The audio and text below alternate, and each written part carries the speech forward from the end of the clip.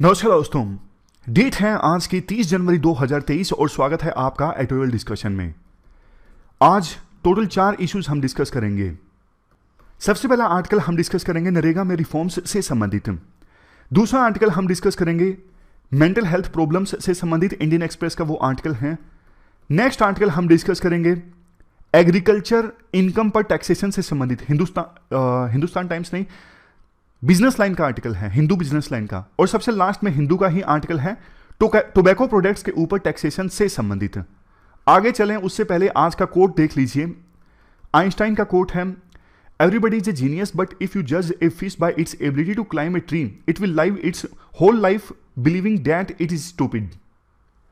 मतलब क्या है? देखो, आपको याद होगा शुरू में ना आइंस्टाइन को टीचर्स के द्वारा ना बिल्कुल इडियट माना गया था। वो अपने बेसिक जो स्टडी के एस्पेक्ट्स हैं ना उनको नहीं समझ पा रहे थे, बेसिक मैथ नहीं समझ पा रहे थे। लेकिन आगे चल के आइंस्टाइन कितने महान मैथमेटिशियन साबित हुए आपको पता है। तो आइंस्टाइन का ये कहना था कि आप सबको ना एक पैरामीटर पे जज नहीं कर सकते। जैसे देखो, सभी एनिमल्स हैं, सभी एनिमल्स की ना अलग अलग कैपेबिलिटी होती है, अलग अलग स्किल में वो माहिर होते हैं। लेकिन मान लीजिए सभी एनिमल्स को इकट्ठा किया जाए और उनको एक टेस्ट दिया जाए कि कौन जल्दी से पेड़ पर चढ़ सकता है, तो फिशेस जो हैं, मछलियां हैं, कितनी भी कोशिश कर लें वो पेड़ पर कभी नहीं चढ़ पाएंगी। तो कहने का मतलब ये है कि हर कोई अपने आप में जीनियस है। यही चीज देखो ह्यूमन बीइंग्स पे भी लागू होती है। कोई पर्सन किसी स्किल में ज्यादा कैपेबल होता है, कोई किसी दूसरी स्किल में, लेकिन सभी ह्यूमन बीइंग्स को आप एक ही पैरामीटर पे परखोगे और कुछ ह्यूमन बीइंग्स को फेलियर बताओगे तो ये चीज देखो सही नहीं है। ये है कोट का मतलब। अब हम चलिए डिस्कशन स्टार्ट करते हैं। फर्स्ट इंपोर्टेंट आर्टिकल नरेगा में रिफॉर्म्स से संबंधित है और आप जीएस पेपर 2 के इन टॉपिक्स से आर्टिकल को रिलेट कर सकते हो। बेसिक्स की बात हम पहले करते हैं। देखो, 2005 में एक एक्ट आया था, Mahatma Gandhi national rural employment guarantee act. इस एक्ट को लाने का मकसद ये था रूरल एरियाज में खास करके जो अनएम्प्लॉयमेंट लोग हैं उनको रोजगार देना, रूरल एरियाज में डिमांड को इंक्रीज करना। कैसे, मैं आपको बताता हूं। देखो, रूरल एरियाज में बहुत सारे लोग ऐसे होते हैं जिनके पास कोई स्किल नहीं होती या फिर थोड़ी बहुत किसी काम की स्किल होती है जिसके बेस पे उन्हें रोजगार नहीं मिल पाता। तो इस चीज को एड्रेस करने के लिए ना सरकार ने इस एक्ट में प्रोविजन किया कि रूरल हाउस होल्ड्स में से कम एक अडल्ट अगर सरकार से बोलेगा ना कि मुझे काम चाहिए, तो सरकार 365 दिनों में से कम 100 दिनों के लिए उस अडल्ट को, हर एक हाउस होल्ड से एक अडल्ट, सरकार पूरे साल में से कम 100 दिनों के लिए उसे काम मुहैया करवाएगी। और काम कैसा? जैसे देखो, तालाब खुदवा दिया, प्लांटेशन करवा दी, ऐसा काम जिसमें किसी प्रकार की स्किल की आवश्यकता नहीं है। और सरकार ने यह भी बोला काम हम आपको जो देंगे ना वो 5 किलोमीटर के दायरे के अंतर्गत देंगे, 5 किलोमीटर से दूर आपको काम नहीं देंगे। और आपने काम मांगा, मान लीजिए 15 दिनों तक हम काम आपको नहीं दे सके, तो सरकार कहती है फिर हम आपको वेजेस देंगे। और जितने लोगों को रोजगार दिया जाएगा ना इस मनरेगा स्कीम में, कम से कम उसमें से 1/3 वुमन होनी चाहिए। तो ये है मनरेगा स्कीम, 2005 में आई थी। अब देखो, समय समय पर ना सरकार इस स्कीम में रिफॉर्म लाती रहती है ताकि करप्शन को रोका जा सके और ज्यादा से ज्यादा लोगों को जिनको आवश्यकता है उनको काम मिले। बट राइटर का यह कहना है कई बार ऐसा होता है कि सरकार इतना तेजी से रिफॉर्म लेके आती है इस स्कीम में, जो सिस्टम है, जो एडमिनिस्ट्रेशन है, पुराने रिफॉर्म से अभी अडेप्ट भी नहीं कर पाया था कि नया रिफॉर्म आ गया। इस वजह से बहुत दिक्कतें आती हैं उन लोगों को जो काम कर रहे हैं मनरेगा स्कीम के अंतर्गत। अब 5 सजेशंस राइटर देते हैं। वैसे देखो, अभी सरकार किस बेस पर रिफॉर्म लाने जा रही है वो भी मैं आपको बता देता हूं।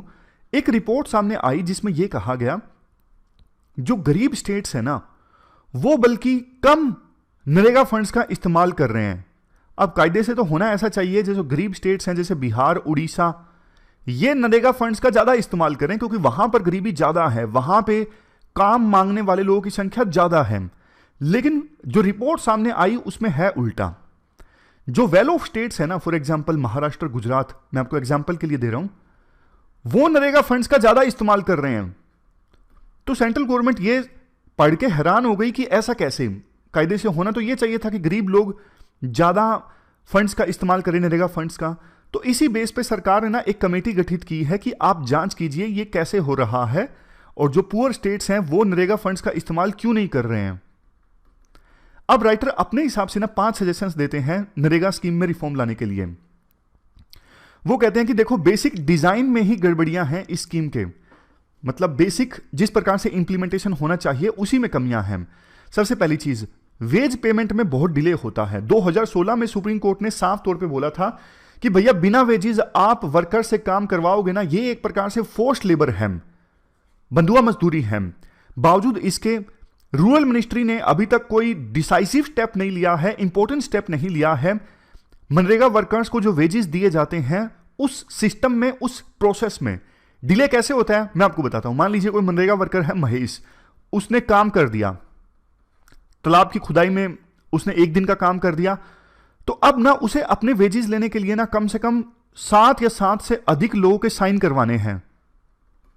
जैसे एक वो पर्सन जो पूरे काम को सुपरवाइज कर रहा है, सरपंच, वार्ड मेंबर, मतलब इस प्रकार से 7 या फिर 7 से ज्यादा लोग होते हैं जो साइन करेंगे, तभी महेश को वेजेस मिलेंगे।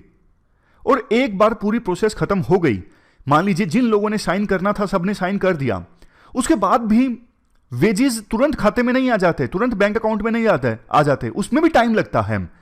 तो सबसे पहली चीज तो ये बेसिक चीजें हैं ना, इनमें सुधार होना चाहिए। ये पहला सजेशन है कि वेज सिस्टम में सुधार होना चाहिए। अब दूसरा सजेशन, आप ना इंप्लीमेंटेशन कैपेसिटी जो है ना स्ट्रॉन्ग बना दो। मतलब मनरेगा को इंप्लीमेंट करने के लिए जो स्टेट्स की कैपेसिटी है ना उसे स्ट्रॉन्ग बनाओ। जैसे देखो, अभी सरकार का फोकस किस चीज पे होता है, इंक्लूजन एरर फाइंड आउट करने पे। क्या कोई ऐसा पर्सन है जो मनरेगा के तहत काम कर रहा है, वो डिजर्व नहीं करता फिर भी काम कर रहा है, सरकार इस चीज पे फोकस करती है। लेकिन भैया सरकार का फोकस ना एक्सक्लूजन एरर पे होना चाहिए। क्या कोई डिजर्विंग पर्सन है जो मनरेगा के तहत काम करना चाहता है लेकिन उसे काम नहीं मिल रहा है, सरकार का फोकस इंक्लूजन एरर के बजाय एक्सक्लूजन एरर पे होना चाहिए कि कोई ऐसा डिजर्विंग पर्सन छूट ना जाए जो काम करना चाहता है उसे काम नहीं मिला। समझ गए। अब देखो, डेटा ये कहता है कि जो मनरेगा के तहत काम करते हैं ना वो गरीब से गरीब काम करते हैं, खास करके एससी और एसटी क्लास के लोग, schedule caste and schedule tribe. अब इंप्रूवमेंट का स्कोप यहां पे है। ऐसे आप ब्लॉक्स, पंचायत और डिस्ट्रिक्ट्स को आइडेंटिफाई कीजिए जहां पे एससी और एसटी पॉपुलेशन ज्यादा है लेकिन रिलेटिवली मनरेगा के काम में एससी और एसटी की संख्या कम है। ऐसी पंचायत, ऐसे ब्लॉक और ऐसे डिस्ट्रिक्ट्स की आप पहचान कीजिए जिससे सरकार को भी पता लगे और सरकार फिर उचित स्टेप्स ले सके, उचित एक्शन ले सके वहां पे मोस्ट डिप्रेस्ड क्लासेस को एम्प्लॉयमेंट दिलवाने के लिए। नेक्स्ट सजेशन राइटर के द्वारा यह दिया जाता है, देखो आज भी कुछ पंचायत ऐसी हैं जहां पे जो वेजेस दिए जाते हैं मनरेगा वर्कर्स को वो नोटिफाइड वेज रेट से कम होते हैं। तो ऐसे पंचायत की भी पहचान की जा सके जहां पे सिस्टम को इंप्रूव किया जा सके और मनरेगा वर्कर्स को उचित नोटिफाइड वेज रेट के हिसाब से वेजेस दिलवाए जा सके। अब नेक्स्ट सजेशन की बारी आती है। तीसरा सजेशन देखो ये है, सरकार ना इस स्कीम को रन करे डिमांड के आधार पर। क्या मतलब है? मतलब देखो ये है, आप ना एक अपनी मर्जी से कुछ भी अमाउंट इस स्कीम की इंप्लीमेंट करने के लिए नहीं एलोकेट कर सकते कि आपके मन में आया कि इस साल हम 10,000 करोड़ रुपए खर्च करेंगे मनरेगा के लिए, उससे ज्यादा नहीं करेंगे। लेकिन भैया एक्ट में प्रोविजन तो ये है ना कि जितने भी वर्कर्स आएंगे उनको आपको रोजगार देना है। तो शुरू से आप डिसाइड करके नहीं चल सकते कि इस साल मैं 10,000 करोड़ खर्च करूंगा या फिर 20,000 करोड़ खर्च करूंगा। वो तो डिमांड के हिसाब से आपको खर्च करना पड़ेगा ना, डिमांड कितना आया है, यही दिक्कत है। अब ना स्टेट गवर्नमेंट्स का ना 18,191 करोड़ का लायबिलिटी है अभी सेंट्रल गवर्नमेंट के ऊपर। मतलब सेंटर को ये अमाउंट 24 स्टेट्स को देना है क्योंकि उन्होंने मनरेगा स्कीम को इंप्लीमेंट किया। अब सेंट्रल गवर्नमेंट ने काफी डिले करता है पेमेंट देने में, तो स्टेट गवर्नमेंट ये सोचता है कि यार सेंटर से तो पैसा आ नहीं रहा है, फिर वो बिना बेरुखी दिखाते हैं इस स्कीम की इंप्लीमेंटेशन में। उनको ये लगता है कि सेंटर से पैसा बहुत लेट आएगा, हमें अभी लगाना पड़ रहा है, हमारी प्रायोरिटीज कुछ और है, हम कहीं और पैसा खर्च करेंगे, मनरेगा के लिए नहीं खर्च करेंगे। तो इसलिए बहुत बार स्टेट गवर्नमेंट्स के द्वारा लोकल लेवल पे वर्क साइट्स ओपन नहीं की जाती काम मांगने के बावजूद।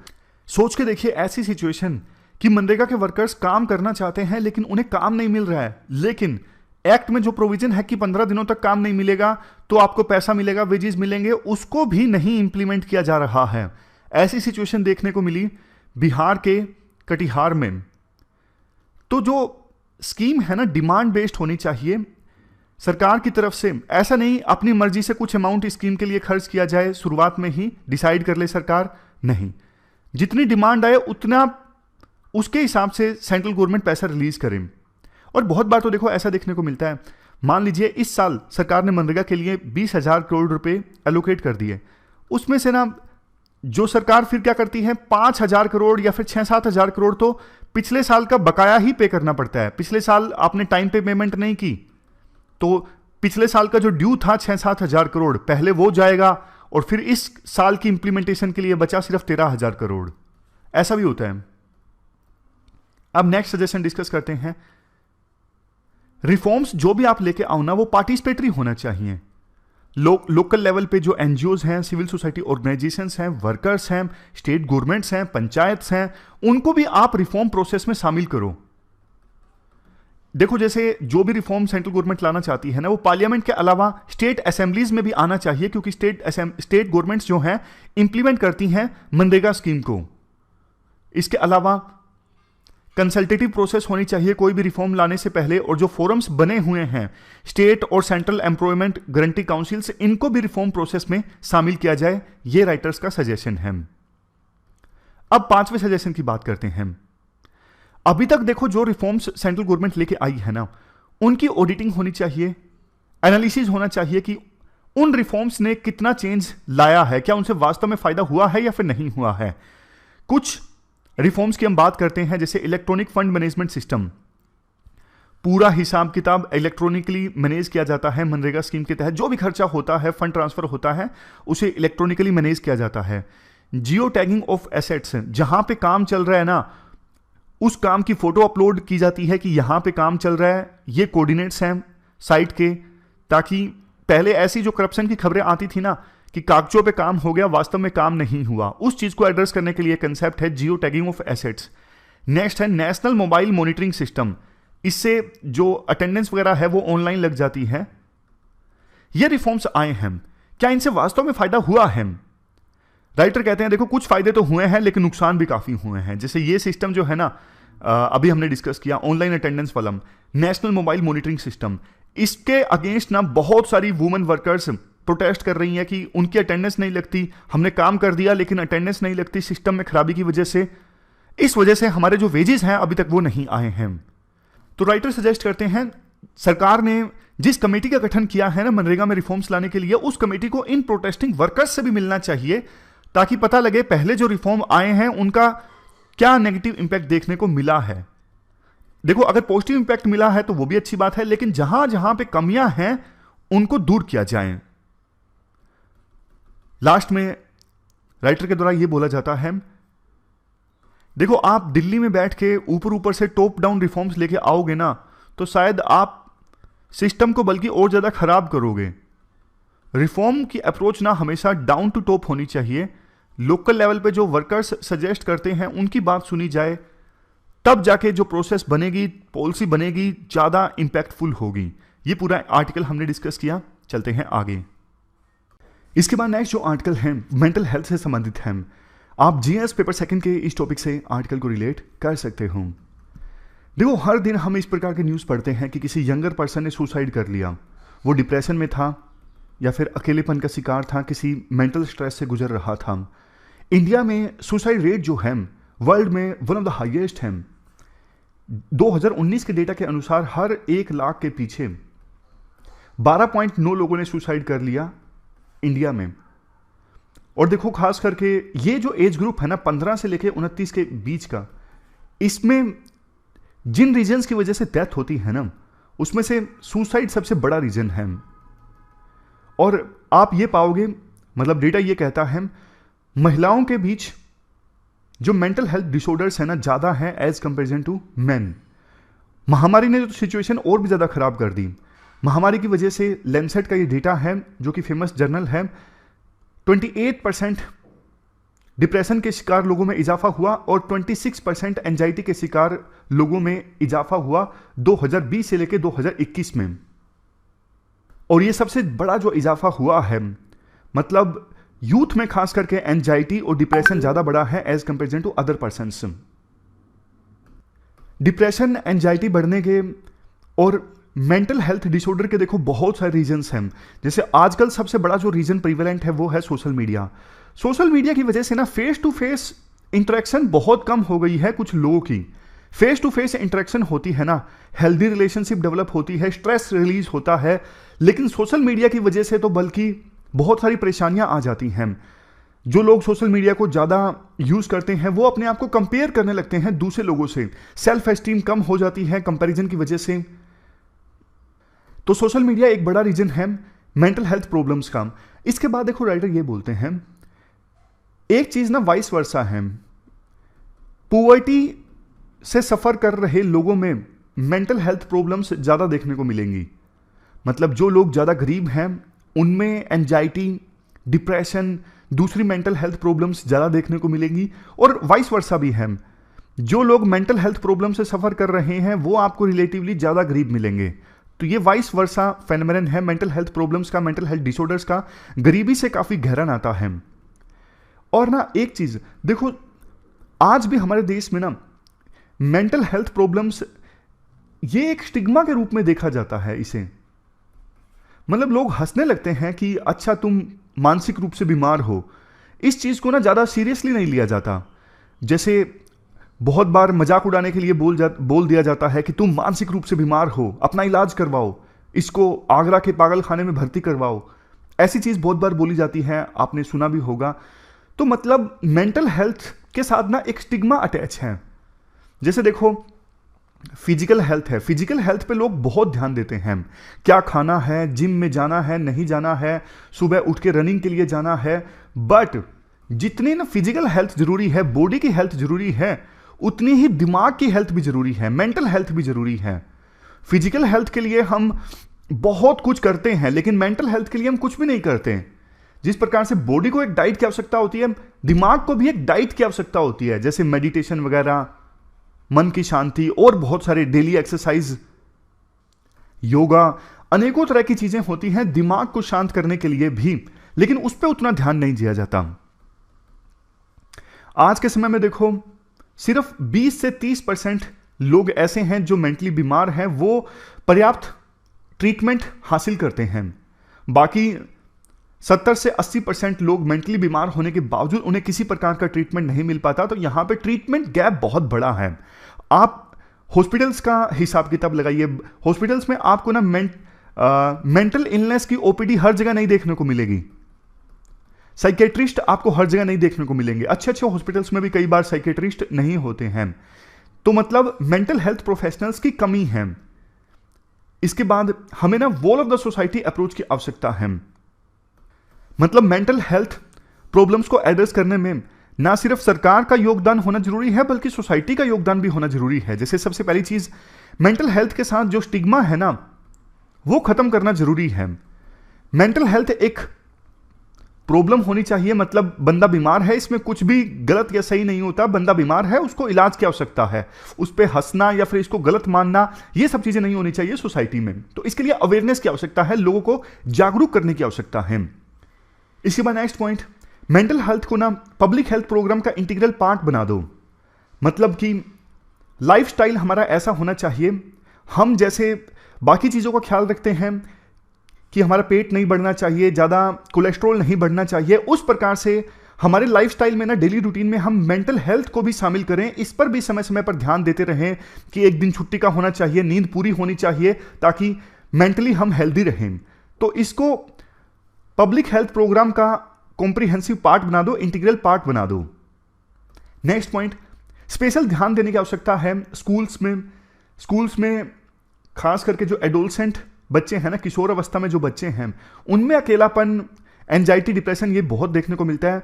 तो उन पर स्पेशल ध्यान दो, वहां पे काउंसलिंग करवाओ, या फिर दूसरे जो वल्नरेबल ग्रुप्स हैं, ऐसे विक्टिम्स, डोमेस्टिक वायलेंस के विक्टिम्स, सेक्सुअल वायलेंस के विक्टिम्स, अनएम्प्लॉयड यूथ, जैसे रोजगार नहीं मिल पाता देश के यूथ को, वो बहुत बार मेंटली बीमार हो जाते हैं, डिप्रेशन का शिकार हो जाते हैं। देखो बहुत बार मुझे भी मेल आती हैं ऐसे स्टूडेंट्स की जो कहते हैं कि सर काफ़ी अटैम्प्ट्स के बाद में सिलेक्शन नहीं हो रहा है, इसलिए बर्डन काफ़ी ज़्यादा आ गया, प्रेशर काफ़ी ज़्यादा आ गया घर वालों का, सोसाइटी का, तो बहुत ज़्यादा टेंशन होती है, एंजाइटी रहती है। तो मतलब सभी वर्गों में, खास करके देखो स्टूडेंट्स में, सिविल सर्विसेज एस्पायरेंट्स में, दूसरे एग्जाम्स के एस्पायरेंट्स में इस चीज़ को एड्रेस करने की आवश्यकता है। यूथ को भी समझने की आवश्यकता है। देखो जो एक एग्जाम दे रहे हैं कि ये सिर्फ एक एग्जाम है, ये लाइफ नहीं है। This exam is just part of life. ये सिर्फ लाइफ का एक छोटा सा पार्ट है। बहुत बड़ी लाइफ है तो एग्जाम सिर्फ इतना है। एग्जाम को एग्जाम की तरह लो, ना कि इसे लाइफ बनाओ, इसे जीवन मरण का सवाल बनाओ। मतलब अपनी हंसी खुशी सब कुछ इस एग्जाम के साथ मत जोड़ो। खैर, नेक्स्ट पॉइंट जो है, स्ट्रॉन्ग इंफ्रास्ट्रक्चर होना चाहिए मेंटल हेल्थ केयर और मेंटल ट्रीटमेंट, दूसरी प्रकार की ट्रीटमेंट के लिए। इसके लिए सरकार को ना अच्छा खासा फंड इन्वेस्ट करने की आवश्यकता है, ताकि अभी जो मेंटल हेल्थ केयर इंफ्रास्ट्रक्चर अच्छा नहीं है हमारे देश के हॉस्पिटल्स में, उस इंफ्रास्ट्रक्चर को अच्छा कीजिए। और सफिशिएंट मात्रा में प्रोफेशनल्स भी होने चाहिए, मतलब डॉक्टर्स भी होने चाहिए मेंटल हेल्थ के। नेक्स्ट, मेंटल हेल्थ सर्विसेज को आप अफोर्डेबल बना दो, ताकि इसे गरीब लोग भी अफोर्ड कर सकें। ऐसा नहीं कि एक बार आप काउंसलिंग करवाने जाओ और 2000 रुपये ले लिए काउंसलिंग के, तो फिर गरीब व्यक्ति जो डेली वेजेस कमाता है वो तो देखो इतना पैसा खर्च ही नहीं कर पाएगा। तो इसे आप एक्सेसिबल बनाओ, अफोर्डेबल बनाओ मेंटल हेल्थ को। नेक्स्ट है, WHO ने जो मेंटल हेल्थ की मेडिसिन प्रिस्क्राइब की है ना, वो भी आसानी से अवेलेबल होनी चाहिए इंडिया में। और सबसे लास्ट पॉइंट, अभी जो इतने सारे पॉइंट्स हमने डिस्कस किए ना, उनका कॉम्प्रिहेंसिवली रिव्यू होना चाहिए। और जो भी फंड्स की आवश्यकता है उनको इंप्लीमेंट करने के लिए सरकार वो फंड्स रिलीज करे। समय समय पे ऑडिटिंग होनी चाहिए, एनालिसिस होना चाहिए, तो ताकि फर्दर जो गैप्स आए, फर्दर जो कमियां आए, उन्हें भी समय समय पे एड्रेस किया जा सके।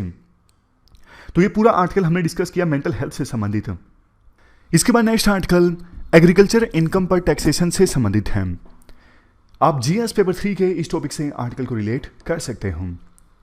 देखो डेवलपिंग एरियाज में ये बहुत कंट्रोवर्शियल इशू होता है कि एग्रीकल्चर इनकम पे टैक्स लगाया जाए या फिर ना लगाया जाए। बेसिक्स की अभी हम बात करेंगे, लेकिन फिलहाल के लिए मैं आपको बता दूं, हमारे देश में एग्रीकल्चर से जो इनकम कमाई जाती है ना किसानों के द्वारा, उसके ऊपर कोई टैक्स नहीं लगता है। तो कई बार तो ऐसा हो जाता है, कुछ किसानों की इनकम इवन 10 लाख, 15 लाख, 20 लाख है, लेकिन वो कोई टैक्स नहीं पे करते, जबकि दूसरे सेक्टर्स में नॉन एग्रीकल्चरलिस्ट 5 लाख से ज्यादा इनकम होने पर उन्हें टैक्स पे करना पड़ता है। तो क्या फायदे हैं एग्रीकल्चर इनकम पर टैक्स लगाने के, क्या नुकसान है, वो सब हम डिस्कस करते हैं। देखो जो रीजंस बताए जाते हैं ना एग्रीकल्चर इनकम पे टैक्स लगाने के, सबसे पहली चीज, बड़े किसान जो टैक्स पे नहीं करते हैं एग्रीकल्चर से कमाई पर, कम से कम उन्हें टैक्स पे करना चाहिए। छोटे और मंझले किसानों को छोड़ देना चाहिए। अगर एग्रीकल्चर इनकम पर टैक्स लगेगा ना, दूसरे नंबर पे ब्लैक मनी की लॉन्ड्रिंग, बहुत मनी लॉन्ड्रिंग जो होती है ना, ब्लैक मनी को व्हाइट मनी में कन्वर्ट करना, वो प्रोसेस काफी कम हो जाएगी। आज के समय में बहुत सारे अमीर अमीर लोग ऐसे हैं जिन्होंने जानबूझ के खेती वाली जमीन ली हुई है, वो अपनी ब्लैक मनी को इस खेती वाली जमीन से व्हाइट मनी करने की कोशिश करते हैं। मतलब जो उनके पास पैसा होता है वो एग्रीकल्चर से पैसा दिखा देते हैं कि हमने तो खेती से कमाया है, जिस पर फिर इनकम टैक्स अथॉरिटीज क्वेश्चन नहीं रेज कर सकती, क्योंकि एग्रीकल्चर इनकम पे कोई टैक्स नहीं होता। तो मनी लॉन्ड्रिंग जो होती है इसकी वजह से वो कम की जा सकती है। नेक्स्ट चीज, लैंड के जो वैल्यू है ना, लैंड के जो प्राइस हैं वो भी कम किए जा सकते हैं अगर एग्रीकल्चर इनकम पे टैक्स लगेगा तो। ये सारे फायदे हैं। और सरकार को देखो रेवेन्यू भी मिलेगा। एग्रीकल्चर के लिए इतनी सारी स्कीम्स सरकार लॉन्च करती है, तो और बेहतर ढंग से स्कीम्स लॉन्च कर सकेगी एग्रीकल्चर सेक्टर के लिए अगर बड़े किसानों से टैक्स वसूला जाता है ज्यादा इनकम पर। अब देखो एक एग्जांपल दिया जाता है, जापान, सोवियत यूनियन, चाइना, बहुत सारे ऐसे देश हैं जिन्होंने इंडस्ट्रियलाइजेशन के लिए रिसोर्सेज को मोबिलाइज किया एग्रीकल्चर सेक्टर से, मतलब एग्रीकल्चर सेक्टर से रिसोर्सेज को डाइवर्ट किया इंडस्ट्रियलाइजेशन की तरफ। लेकिन हमारे देश में ऐसा कुछ नहीं हुआ। तो जापान, चाइना, सोवियत यूनियन ने जो किया वो हम भी कर सकते हैं। अब कुछ बेसिक्स हैं। देखो हमारे देश के 7th शेड्यूल में ना, आपको पता है यूनियन और स्टेट्स के बीच में पावर डिवाइडेड है, और स्टेट गवर्नमेंट्स के पास में है एग्रीकल्चर में इनकम पर टैक्स लगाने की। बट देखो स्टेट गवर्नमेंट्स ना आमतौर पे एग्रीकल्चर पे टैक्स लगाती नहीं है, क्योंकि वोट बैंक का भी इशू है। 50% से ज़्यादा लोग हमारे देश में एग्रीकल्चर के काम में लगे हुए हैं। अगर एग्रीकल्चर की इनकम पर टैक्स लगाया जाता है, खास करके बड़े किसानों की इनकम पर, तो काफ़ी विवाद उत्पन्न हो जाएगा। और एग्रीकल्चर सेक्टर में रिफॉर्म लाना आसान नहीं है, आपको भी पता है। तो स्टेट गवर्नमेंट के लिए सबसे बड़ा चैलेंज है। कुछ जो स्टेट गवर्नमेंट्स हैं जैसे केरला, तमिलनाडु, असम, बिहार, वेस्ट बंगाल, उड़ीसा, इन्होंने कुछ ऐसे कानून बनाए हुए हैं, जैसे जो स्टेपल फूड ग्रेन्स हैं, राइस, व्हीट, इनको छोड़ दिया गया है, लेकिन कुछ दूसरी कॉमर्शियल क्रॉप्स जो हैं जैसे हॉर्टिकल्चर, उनकी इनकम पर टैक्स लगाया जाता है, लेकिन नाम मात्र का, या फिर नहीं लगाया जाता कई राज्यों में। अब नेक्स्ट चैलेंज देखो ये भी है, छोटे और जो मंझले किसान है ना, उनकी इनकम तो बहुत ही ज्यादा कम है, उन पर तो किसी भी प्रकार का टैक्स लगाया ही नहीं जा सकता। एवरेज इनकम पर मंथ है 6,491 रुपए। ये डेटा तो पुराना है, लेकिन अभी भी किसानों की जो इनकम है, एवरेज इनकम बहुत ज्यादा कम है। और 95% जो एसेट हैं वो इन्हीं छोटे और मंझले किसानों के पास में है। मतलब बड़े किसान काफी कम है हमारे देश में। अगर एग्रीकल्चर इनकम पे टैक्स लगा भी दिया गया तो ज्यादा फायदा इससे सरकार को होगा नहीं। दूसरा देखो, अगर सरकार लगाती है इनकम पर टैक्स, एग्रीकल्चर इनकम पे टैक्स, किसान बेचारे रिकॉर्ड वगैरह संभाल के नहीं रखते ना, कितना खर्च आया हार्वेस्टिंग में, कितना खर्च आया पैदावार में, बीजों को बोने में। सरकार, ये किसान जो है वो सारा सिस्टम ऑफ रिकॉर्ड नहीं मेंटेन करके रखते। और दूसरा देखो, एग्रीकल्चर कितना रिस्की पैसा है, कभी बारिश कम आई, कभी ज्यादा हुई। हार्वेस्ट जो है, मतलब पैदावार जो है, बहुत ज्यादा अनप्रडिक्टेबल रहती है। और टैक्स अगर सरकार ने लगा दिया तो सुसाइड रेट किसानों में और ज्यादा इंक्रीज हो सकता है। जैसा कि देखो पुराने समय में हम मुगलों के काल में या फिर अंग्रेजों के काल में देखते हैं कि बहुत लैंड रेवेन्यू ये वसूल करते थे। किसान कई बार कई बार टैक्स चुका नहीं पाते थे। लगान मूवी इस पे बनी है। तो वैसे किसानों का शोषण होना स्टार्ट हो जाएगा। लास्ट में देखो, वे फॉरवर्ड में ये कहा जाता है, देखो सरकार ना प्रॉपर डेटा के आधार पर डिसीजन ले सकती है कि अगर बड़े किसानों पे टैक्स लगाया जाता है, छोटे किसानों और मंझले किसानों पे तो भूल ही जाइए, लेकिन बड़े किसानों पे टैक्स लगाया जाता है तो कितना रेवेन्यू मिलेगा, उसके बेस पे सरकार डिसाइड कर सकती है। अगर सरकार अच्छा खासा रेवेन्यू मिलेगा तो सरकार इस पे आगे बढ़ सकती है, लेकिन स्टेट गवर्नमेंट्स के साथ सहमति बना के। तो ये पूरा आर्टिकल हमने डिस्कस किया एग्रीकल्चर इनकम से संबंधित। अब देखो एक छोटा सा आर्टिकल है टोबैको प्रोडक्ट्स पर टैक्सेशन से संबंधित। आप जीएस पेपर 3 के इस टॉपिक से आर्टिकल को रिलेट कर सकते हो। एडम स्मिथ ने यह कहा था अपनी बुक वेल्थ ऑफ नेशंस में, चीनी, रम, टोबैको ये ऐसी चीजें हैं जो लाइफ जीने के लिए जरूरी नहीं है और बहुत ज्यादा कंज्यूम की जाती हैं, तो इन पर ज्यादा टैक्स लगाना चाहिए। अब देखो टोबैको कंजम्पशन को हम रेगुलेट कर सकते हैं ज्यादा टैक्स लगा के। जितना ज्यादा टोबैको प्रोडक्ट्स पे टैक्स लगेगा उतना लोग कम कंज्यूम करेंगे। लेकिन दिक्कत यह है, जीएसटी आने के बाद से अभी तक ना टोबैको प्रोडक्ट्स पे टैक्स काफी कम बढ़ा है। टोबैको प्रोडक्ट्स के कंजप्शन से ना बहुत सारी बीमारियां होती हैं और सरकारी हॉस्पिटल्स में जाते हैं लोग इलाज करवाने के लिए, तो इतना तो खर्चा हो जाता है। मतलब टोबैको कंजप्शन की वजह से जितना इलाज पे सरकार खर्चा करती है उतना तो टोबैको से रेवेन्यू नहीं मिलता। तो बल्कि टोबैको प्रोडक्ट्स कि कंजम्पशन पे सरकार ज्यादा टैक्स लगाएगी तो दोनों चीज सर्व होंगी। एक तो सरकार को रेवेन्यू ज्यादा मिलेगा, लोग कम कंज्यूम करेंगे तो हेल्थ पे भी कम खर्चा करना पड़ेगा, लेकिन सरकार ऐसा नहीं कर रही है। जीएसटी से पहले वैट लगाती थी विभिन्न स्टेट गवर्नमेंट्स, उनके पास पावर थी, वो ज्यादा टैक्स लगाती थी। लेकिन जीएसटी आने के बाद स्टेट गवर्नमेंट्स के पास टोबैको प्रोडक्ट्स के ऊपर टैक्स लगाने की जो पावर है खत्म हो गई है। ये भी एक दिक्कत है। और देखो दूसरी चीज ये भी है, कुछ प्रोडक्ट्स ऐसे हैं जैसे बीड़ी है, सिगरेट पे सरकार टैक्स लगाती है अच्छा खासा, बीड़ी पे उतना टैक्स नहीं लगता है, लेकिन बीड़ी भी उतनी हार्मफुल है या फिर ज्यादा हार्मफुल है। और एक और चीज इसमें, सिगरेट वगैरह बनाने में जो चीजें इस्तेमाल होती है ना, जैसे tobacco leaves, tendu leaves, betel leaves, areca nuts, इन पे जीएसटी भी बहुत कम है, 5% से लेकर 18% के बीच में है। जबकि टोबैको प्रोडक्ट्स बनाने के काम आती है ये सारी चीजें, इन पे भी ज्यादा टैक्स लगना चाहिए। एक दिक्कत ये भी है, देखो बहुत सारे छोटी छोटी फर्म्स जो 40 लाख से कम की प्रोडक्शन करती हैं या फिर ज्यादा प्रोडक्शन कैश में दिखाती हैं, और अब ना एक रूल है कि जीएसटी, मतलब वो फर्म्स जिनका टर्नओवर एक साल में 40 लाख से कम है ना, उनको जीएसटी नंबर लेने की जरूरत नहीं है। तो ऐसी फर्म्स जो भी प्रोड्यूस करती हैं उनको जीएसटी वगैरह नहीं लगता उनके प्रोडक्ट्स पे, उनके प्रोडक्ट्स तो और भी ज्यादा सस्ते बिकते हैं मार्केट में। तो टोबैको प्रोडक्ट्स के लिए ये जो थ्रेशोल्ड लिमिट है ना, सरकार कम कर सकती है या फिर इस एग्जाम्पशन को खत्म कर सकती है। जो भी टोबैको एंटरप्राइजेज हैं, छोटी फर्म्स हैं, उनको जीएसटी नंबर लेना ही होगा।